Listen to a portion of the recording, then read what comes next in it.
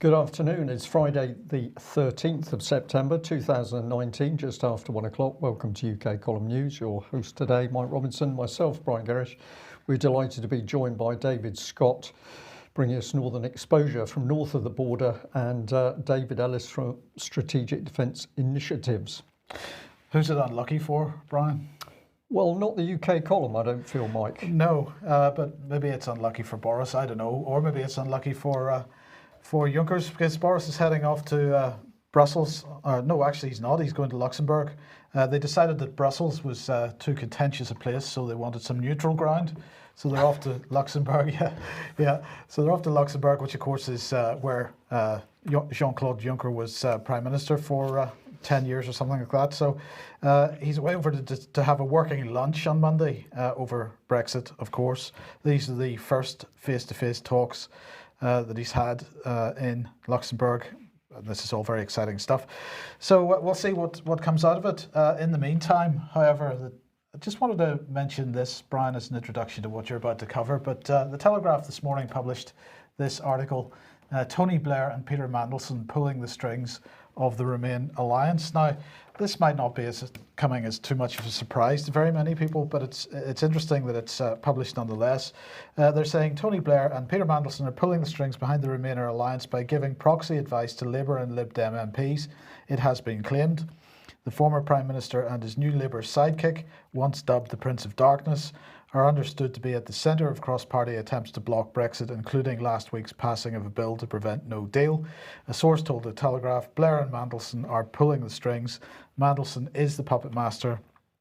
He's had meetings via proxy with all parties involved in the Remain alliance and sends emails with ideas.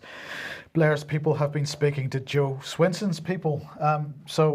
As I say, perhaps not really much of a surprise that this would be going on. Blair has been dying to get back into mainstream politics in recent months and to have a real say in what goes on with respect to Brexit.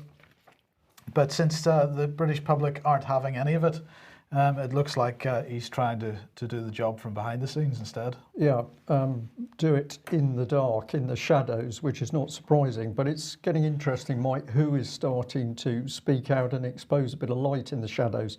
And I want to bring in this gentleman, Gwithian Prince. Now, you are well aware of David Ellis. You're well aware of this gentleman. He's been working closely with Veterans for Britain, and he has been warning about what's been happening with EU Defence Union.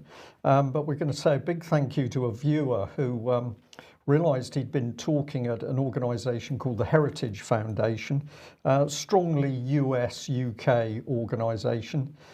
This is back in May when Theresa May was still in power. And let me take you through a few bits, and then we'll open up some discussion on what he had to say. So this is the first one here. And he started his address to the audience by talking about problems with the Chinese firm Huawei and their desire to come in on Britain's 5G network. And he's talking about security risks. And he starts to ask this question: so why would serving British officials take the continental, i.e. the European continental view, rather than the Anglo view on security risks from the Chinese company, especially when the British people had voted for the open seas over an entangling continental Europe? So he spoke in quite highfalutin language, to put it in that way. But what he was clearly saying was, why is it that we're suddenly seeing British officials taking a very, very pro-European view to the extent that they're prepared to dismiss the wider Anglo-American view? And he went on, the overwhelming number of officials in Westminster and Whitehall and of both Houses of Parliament have not for 1 second accepted the result of the largest democratic mandate in British history.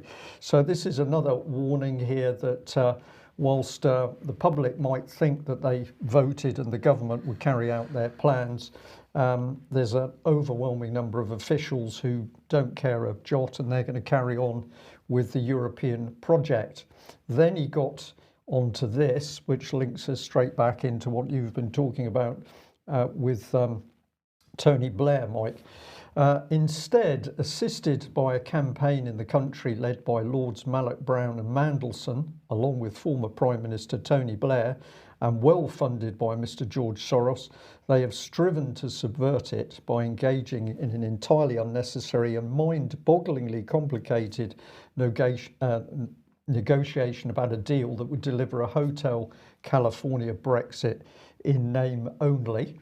And we'll just carry on through. So Richard Dearlove and I, together with others, including my military colleagues in Veterans for Britain, certainly see the surrenders of UK sovereign control over the prime function of a state, which is the defence of the realm in this way.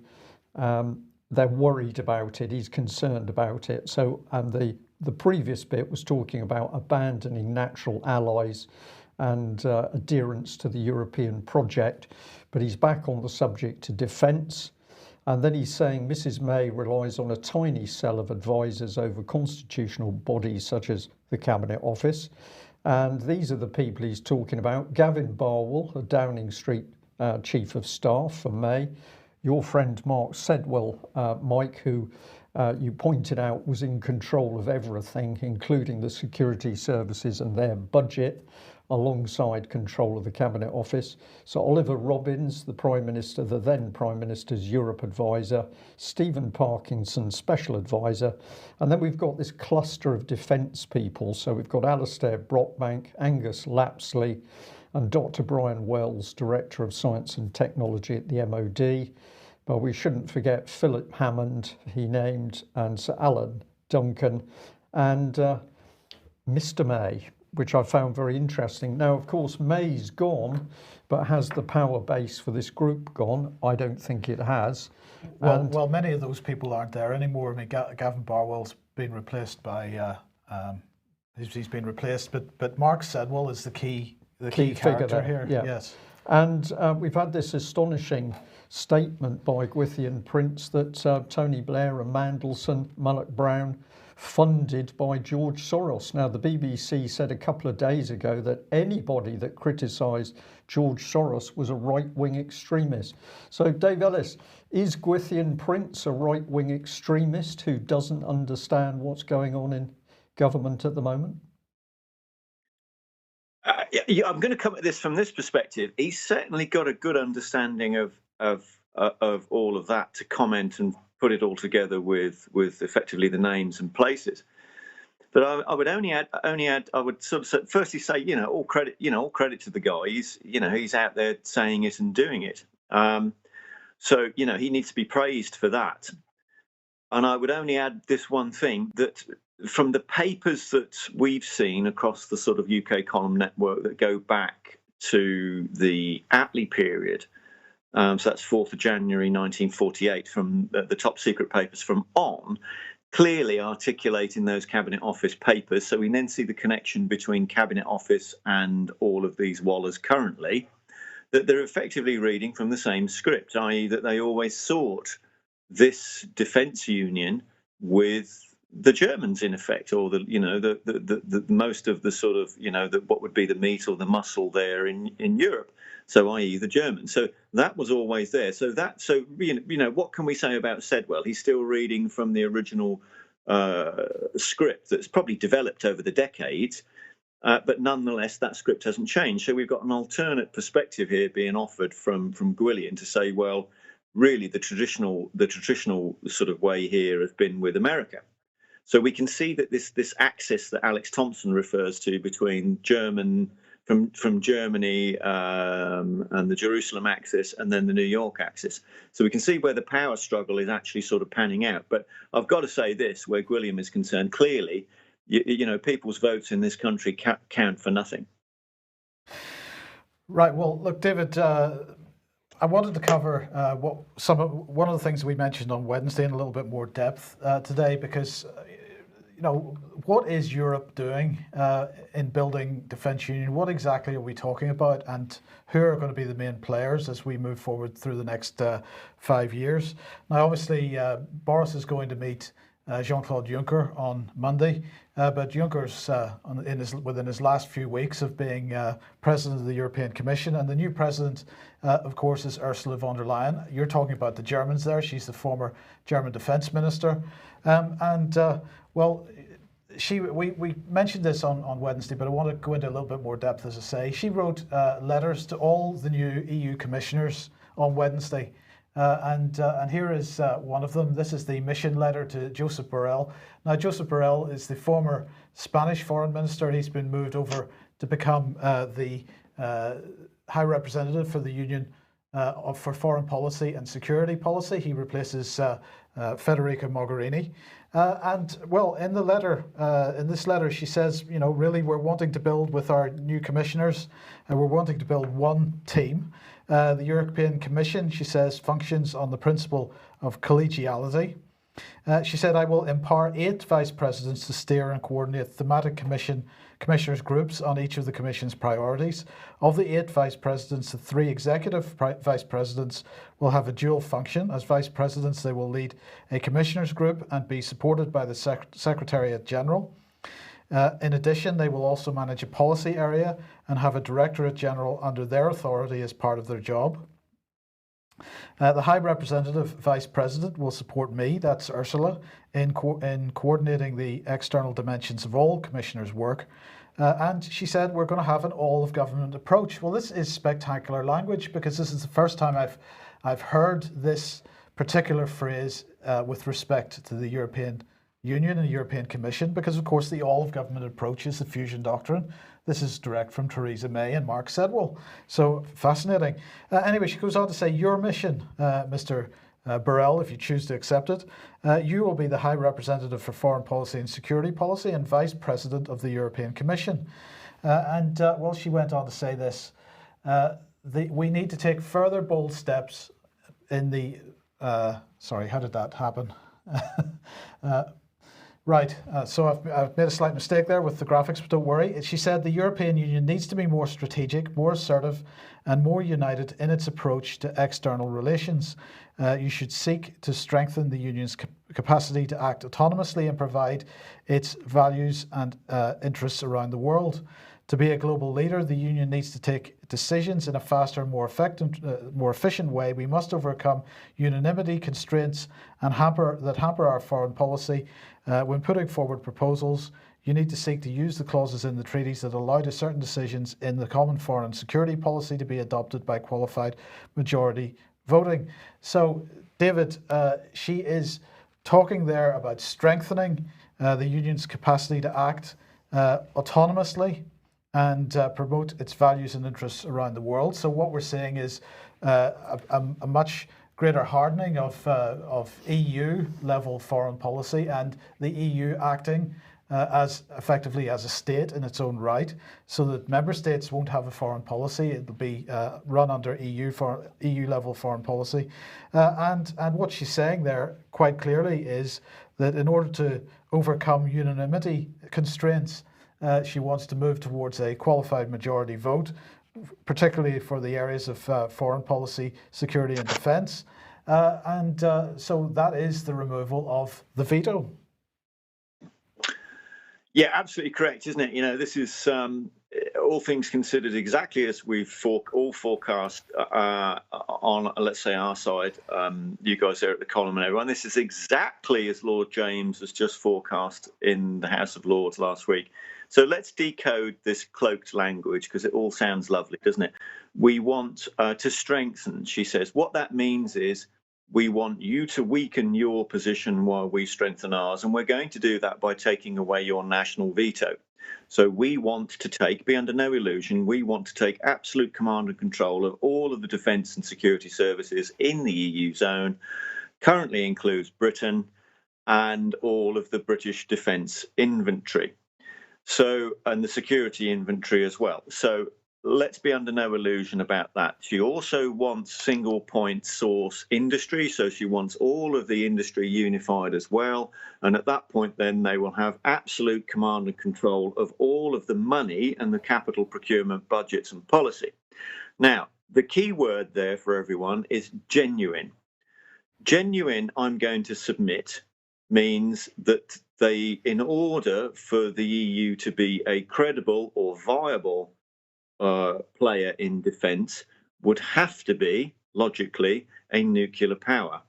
Now, the only way that the EU is going to be a nuclear power is to unify the French and British, or well, ideally both, but let's say they at least unify they take the French.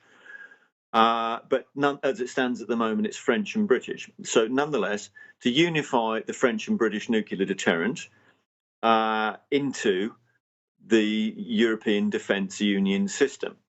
Because the reason is they are not going to be a credible or genuine force in the time frame that von der Leyen has declared herself in the pitches that she's made and been reported as saying any other way. So this comes immediately to the alerts that are being raised, not just by us, and all credit to General Jonathan Riley, who's just said this at their briefing meeting last week in Russia, that in effect that the EU want our nukes. And this is exactly dovetailing with the warnings that Lord James made in the House of Lords. And within a couple of days, we've had all these announcements coming out of the EU that they're going to build their MOD, and it's going to be done with commissioners. These are non-elected commissioners who are going to take command and control of all of the defence and security services in the EU zone rapido. Okay, well, let's move on to the next little bit because, well, this was the other commissioner that we wanted to focus on. And if we remember what Ursula had said in her letters, that as vice presidents, they will lead a commissioners group and be supported by the Secretariat General. In addition, they'll also manage a policy area and have a Directorate General under their authority. Well, the Directorate General that this lady, Sylvie Guard, has under her authority is the Directorate General for Defence, Industry and Space.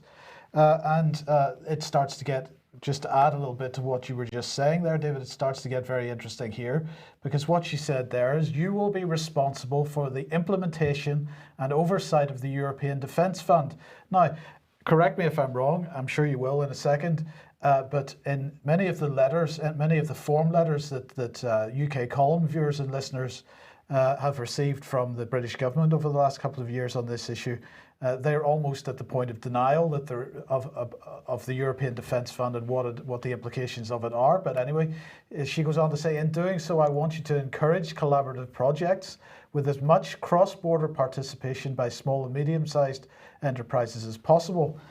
She goes on to say, I want you to focus on building an open and competitive European defence equipment market and enforcing EU procurement rules on defence. And she said, I want you to lead on the implementation of the action plan on military mobility in close cooperation with the Commissioner for Transport. So what we're saying here, David, absolutely are the pillars of defence union being finally established in front of our eyes. The European Defence Fund given office space, given a Directorate General, and also military mobility, which is a very large part of the defence union concept. You know, I don't know how I really don't know how it could be any clearer at this point. It's crystal clear for everyone, isn't it? So I am reliably told that Her Majesty's government are one of the major contributors into the EU Investment Bank, which flows the money into the European Defence Fund. So let's be under no illusion that on the one hand, our government has cut our national force and our national industry thereby, whilst it's been putting money into the pan-European EU Defence Union set up. So it's almost as if they've been playing okey cokey with this, in, out, shake it all about.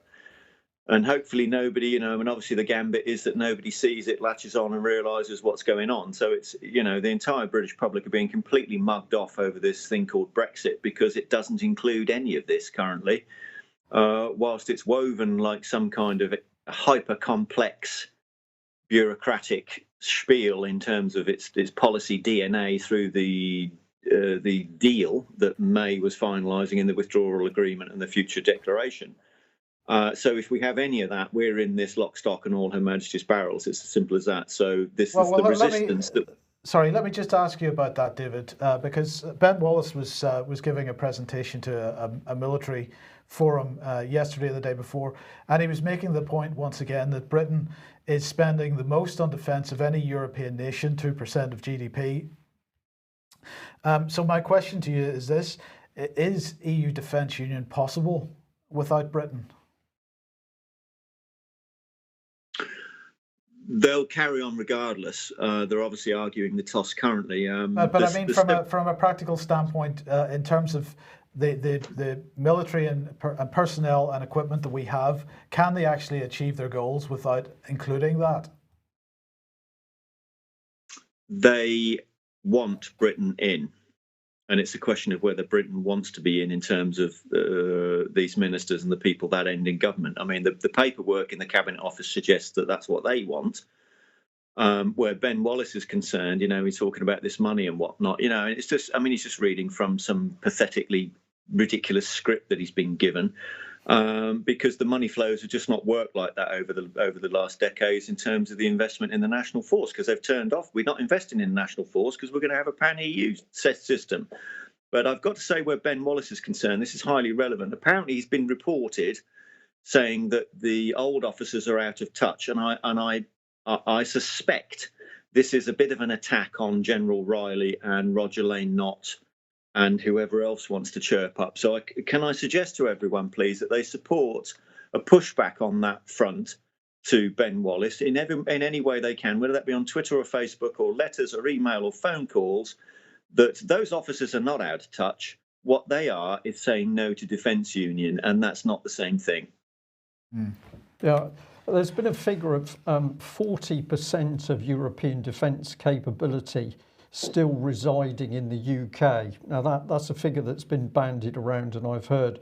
What's your opinion on that? If it's correct, we can understand why the European Union project is desperate to keep UK in, because without it, they exist in a greatly weakened EU superstate. And of course, if they don't have control of the UK nuclear deterrent, then we sit on the sidelines as a nuclear power, which further weakens their world stage profile. That's exactly the case. Brian, I couldn't have put that any better myself. That's exactly what the score is. And of course, they can't realistically have us not in and we're on the other flank, in effect. And I think that the nuclear issue here is really the key to all of this, because the other stuff is really, let's be honest. Look at the way that they treat the personnel within the military. That they're not treated terribly, or they're not. We can ask, are they really bothered? What they are bothered about is the big blue chip stuff, like Trident and the attack submarines and those two aircraft carriers. They're the ticket items currently in this problem, and of course they're desperate to get hold of them. They can't have us running around loose on the periphery, acting as a nation. Who knows? We might go, no, you're not doing that. Which of course they can't have that, can they? So I think that really dovetails in perfectly with what General Riley was talking about in terms of Britain. If this carries on, we will be subordinate to the EU in defence, and we will be reliant upon the EU for any threats from nations that are nuclear powers. So you can see that there will be no foreign policy. The FCO might as well just pack up. It's redundant. Everyone can get the sack because we won't need it.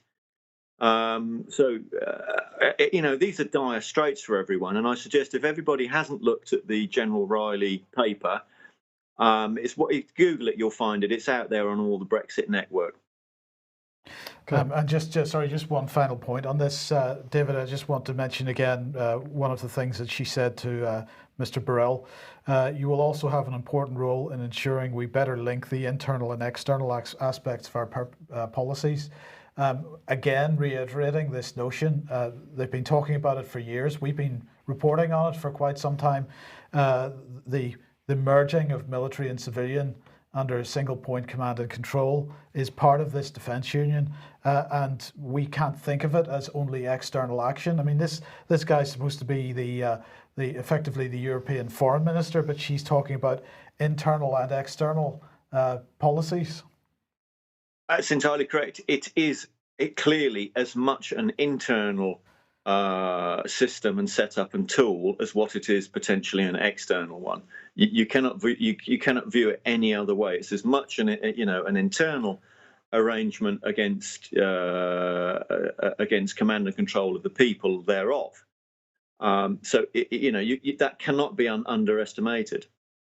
And I can add to that anecdotally that Lord Tebbit told me on no uncertain terms. Of course, they will use this internally. Yes. Okay, well, let's move on. Just a quick reminder, if you like what the UK column is doing and you'd like to support us, then please head over to ukcolumn.org/community, and there are various options to do that there. Brief reminder that Ian Crane is continuing his UK tour on 5G, asking is it safe? He's obviously done Bristol, Plymouth, Bournemouth, and Portsmouth now. He's at Brighton tonight, Canterbury, London, Reading, and ending up on the 11th of October in Cardiff. Details on the screen at the moment. Do get along to that if you possibly can. Okay, now let's bring David Scott onto the programme. Welcome to the programme, David. Have you any brief thoughts just before we get on to your main segment? Well, that was a tremendous analysis. There was so much in that. That was incredible. You started off with Blair and Mandelson, Moloch and Satan running the show. The characters in play here, Malach Brown. Malach Brown is Mr. Soros's man. 2007, Soros Quantum Fund appointed Malach Brown as his vice president. He was also appointed to Soros Fund Manager and Open Society Institute. He's rented a flat from him. This is the internationalist, one world government, big state player par excellence we're talking about here. You talked about the all of government approach. Now this is trialed in Scotland, the Scottish model of government, or SMOG, where there are no functional boundaries. That means there's nowhere to turn to. If you have a problem with the state, it's all arrayed against you. And incidentally, so is every state contractor and state-funded charity. It's quite a sight to behold. The 40% number, that came from a report that came out of the EU, looking at where the defence construction industry capability was, and 30-odd% was in Britain, and that didn't include our share of shared projects. So it is about 40% of the military industrial complex within Europe. And why this is particularly important is the time scale, because they're not just trying to build a European army, they're trying to build a European army by a certain time. And it was the 2017 State of the Union address by Jean-Claude Juncker. He said, and I want us to quote, and I want us to dedicate further efforts to defence matters. A new European Defence Fund is in the offing, as is a permanent structured cooperation in the area of defence. By 2025, we need a fully fledged European Defence Union. We need it, and NATO wants it. Now, Ursula von der Leyen, when she was German Defence Secretary, said that the structure for this was going to be topped out by the second half of 2020. We see that happening now. She's bang on schedule, if not ahead. Yeah, that was a wonderful run through the scene, very fast moving, because it's all going in Europe's direction extremely quickly. And still at home, the press, the mainstream press, the Vichy media, won't tell the British public. Yeah, absolutely. Okay, well, look, Wednesday, of course, was the 11th of September, anniversary of the famous attacks. And you wanted to mention a video which has come out on World Trade Center 7, saying, well, according to the headline here, fire did not cause the third tower's collapse on September 11th, new study finds. Yes, this is a major study. It's about 4 years worth of work, run by the University of Alaska Fairbanks, with the Professor Halsey being the main mover behind this. It's a tremendous piece of work, and it leaves the official explanation of what happened in World Trade Center 7 a smoking ruin, because it looks at the structural performance of the building. It models the structural performance of the building during the collapse to an extremely high standard. It's a fine piece of work. I'll say a little more about this in a minute, but it was based on structural models developed from the original drawings, and then various fire events and damage events being simulated in that model. And they found not only did fire not cause the collapse, but they found the only thing they could model which would give the collapse that was observed was the complete removal of all columns over multiple stories simultaneously, which is of course controlled demolition. So I can't emphasize how important this is in the field of 9/11 studies. This is the biggest move forward we've had in several years, and it's a very high quality piece of work. So here we see the professor in charge, and he says the principal conclusion of our study is that fire did not cause the collapse of World Trade Center 7 and 9/11. Contrary to the conclusions of NIST and private engineering firms that studied the collapse. These private engineering firms include Britain's own OVARP and partners, who did a study in association with the University of Edinburgh. Now, he goes on, the near simultaneous failure of every column explains the collapse. The secondary conclusion of our study is that the collapse of World Trade Center 7 was a global failure involving the near simultaneous failure of every column in the building. This conclusion is based primarily upon the finding that simultaneous failure of all core columns over 8 stories, followed 1.3 seconds later by the simultaneous failure of all exterior columns over 8 stories, produces almost exactly the behavior observed in videos of the collapse, whereas no other sequence of failures that we simulated produced the observed behavior. The near simultaneous failure of every column is the only scenario we identified that was capable of producing the observed behavior. Now, this is confirmation that of what some engineers and architects have been arguing for a very long time, but it's based on the most thorough study that I've ever seen concerning a building collapse. It's a phenomenal piece of work. It models heat transfer from the steelwork through to the concrete slab. It models the non-linear semi-rigid behavior of real joints. So they look at every connection between every piece of steelwork, and they model that in detail, and then they take the results of that model and put it into a global model. So when the whole building is then tested in this virtual form, with different forms of damage, different fire conditions taking place, then real-time collapse simulations can be generated. This is very unusual. It's a form of analysis that as a structural engineer I've never seen done before, because we're normally interested only in how buildings stand up, not on how they collapse. And this has been one of the problems that stymied the structural engineering industry from calling 9/11 for what it is, because we're not experienced in collapse, but only in stability. Now, this does extend knowledge into the area of how things collapse, and the finding is it was controlled demolition. And a thoroughly thorough piece of work, a very important piece of work. And I hope people will seek out the report and the videos discussing it, and pass the message round, because it seems to once again have been ignored by the mainstream media.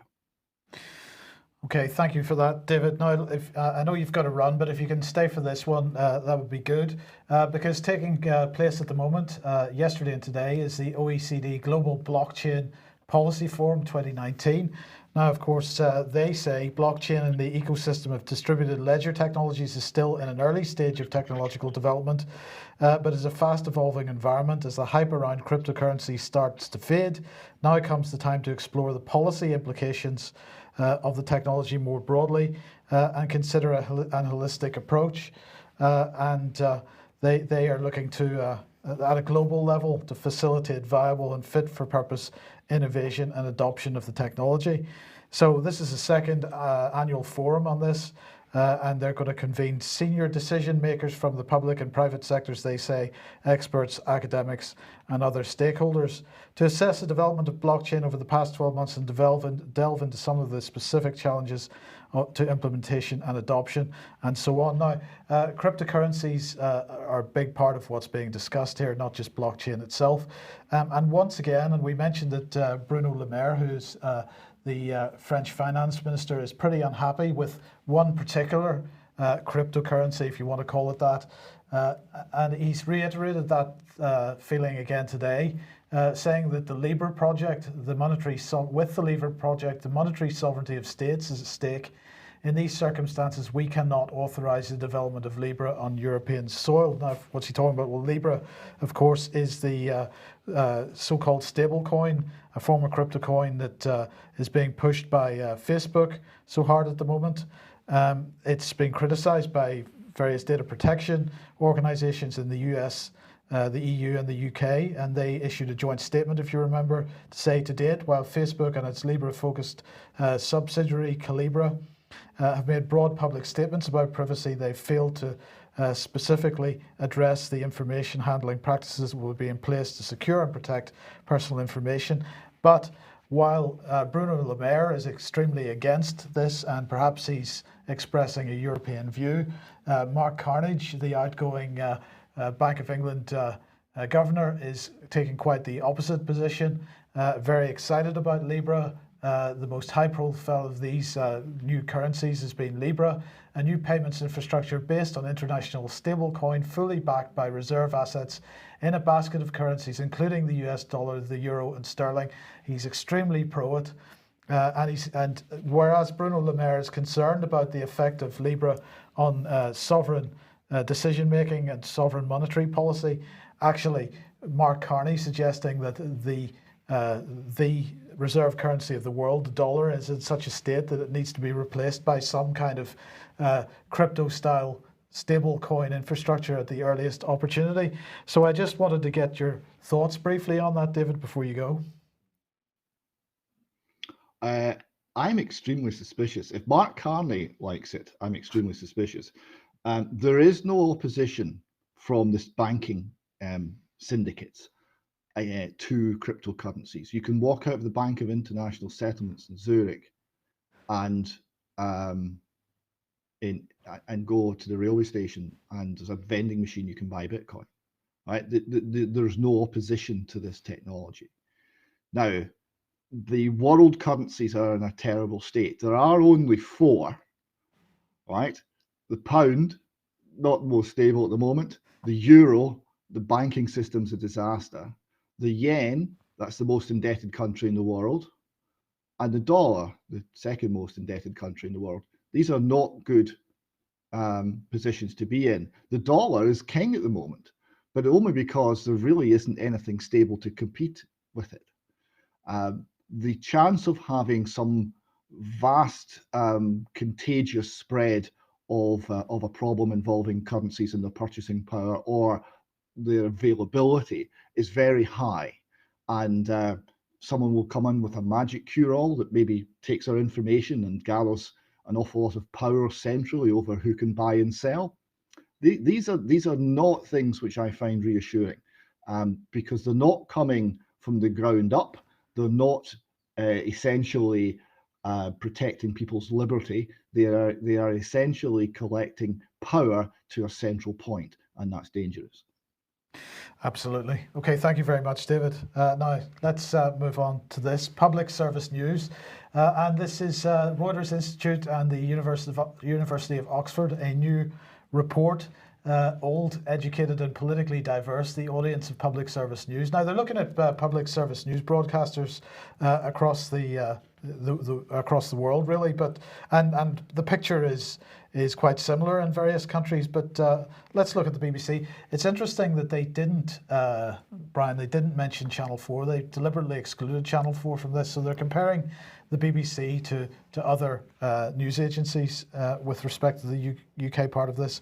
But what they say is that public service media are struggling to reach younger, less educated audiences and risk decline in ultimately irrelevance. So here's the two key points to take from this report. If you're old or you've been through formal education, a good formal education, you will get your news from the BBC. And if you're young or you have limited formal education, i.e. you're stupid, then you won't get your news from the BBC. So that's basically what this is saying. Well, it's quite interesting that yesterday BBC Radio 4 put this broadcast out impartial journalism in a polarised world. It was hosted by the former head of BBC News, James Harding. Guests included Robert Peston, former BBC. I think he's with Sky. Is he Sky or ITV? Can't remember which now. ITV, I think. Yeah, and also Julia Hartley-Brewer was on there as well. She's from Talk Radio, of course. Now, Peston claimed that it was his role to assess the facts and present to people what it was that they needed to believe. I'm paraphrasing slightly. Julia Hartley-Brewer made it clear that this was exactly the sort of arrogance that has gotten the BBC into the trouble that it's in the first place, and I think that was a fair point. Let's see what this report from Reuters Institute in Oxford has to say. A bit more of it. Most of these news brands are widely used and highly trusted, but they're often less trusted on the political right and by people with populist attitudes. Now, of course, one of the points that Julia Hartley-Brewer was making yesterday on Radio 4 was that most of these public service broadcasters, and in fact the private media in the UK at least, have managed to get rid of any diversity in the voices that they have that are working for them, and they've got left-leaning liberal voices. So is it any surprise if, as a result, this report finds that the BBC is less trusted by people on the political right, when the BBC doesn't have anybody working for them that actually is on the political right, that the BBC is less trusted by people with populist attitudes, because actually the BBC isn't providing anything which would resonate with those people, or by any analysis which would possibly engage with people with populist attitudes. So this is hardly surprising, and really this report and the broadcast on Radio 4 fronted by James Harding yesterday, Brian, I don't know if you've got thoughts on this, but absolutely represent an arrogance on the part of the media.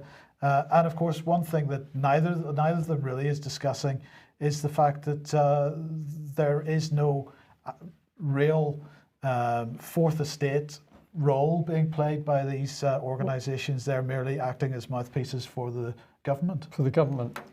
That's absolutely correct. I mean, out of many organisations I could point a finger at in UK, BBC would be top of my list because they are so unbelievably arrogant. But as we showed with their policy towards sex education in schools, they're highly biased to the liberal left. They recruit, they've got positive discrimination within the organisation. So they're simply not going to put across any views that anybody else is interested in. But the business that people who are not educated, well, or the people who are educated are going to watch the BBC. I mean, they are so unbelievably arrogant. David Ellis, perhaps you'd like to comment on this. I know we're tight for time, but I think this is an important one, because if we don't have free, unbiased media, we simply have the BBC version of Pravda, and we're in trouble. Yeah, it's a terrific, you might say, just a controlled propaganda tool, isn't it? You know, and I've got to say, I find the majority of Tony Blair's new middle class, you know, lawyers, doctors, accountants, this sort, that are in that bracket, teachers to an extent, to take this stuff as if it's verbatim. They don't think that, you know, this whole sort of aspect of stopping and thinking or questioning.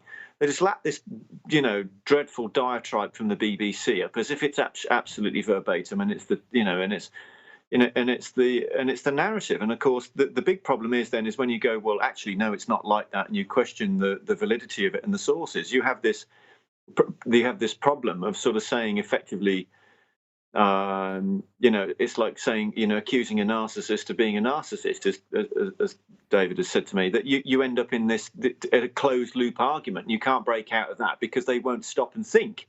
Yeah, and that, what they're being told is literally a political 1984 Orwellian syndrome.